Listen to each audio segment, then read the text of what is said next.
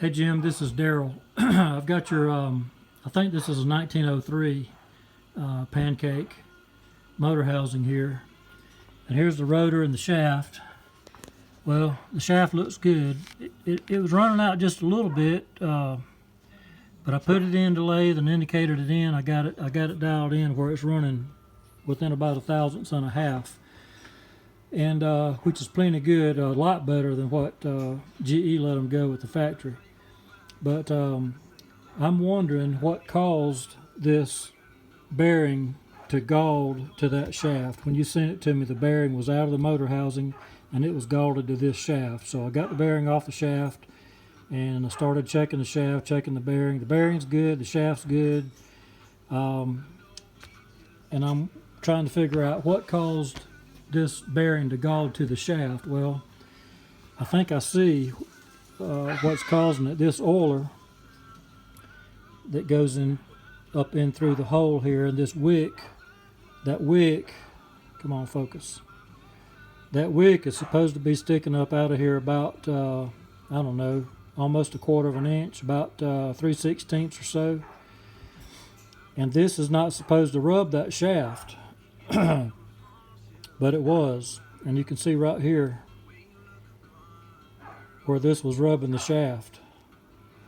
And I worked on that shaft a little bit, got that shaft polished back out so that there's no marks on the shaft.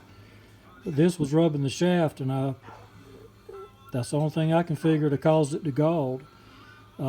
Looks like there's a little, these threads here is a little bit longer than what I normally see. I only see about three threads, and this one's got let's see, 1, 2, 3, 4, 5, and starting another one right there.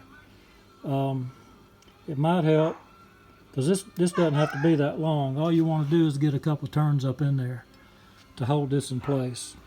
I think what we'll do is, while I've got it here, I'm going to take about this much off the end of this threaded nipple right here to keep that from rubbing against that shaft. So I think that was what caused it.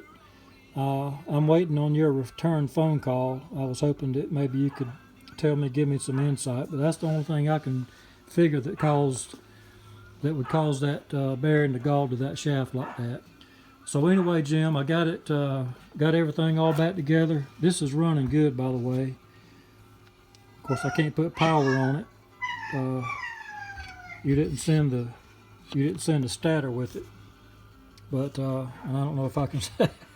I don't know if I can spin this thing, but see, it spins good, and I've checked the clearance, and this thing's good here. So I think this is probably the culprit right here. So I'm waiting on your call, Jim. Give me a call when you get a chance, and I'll talk to you soon. All right, take care.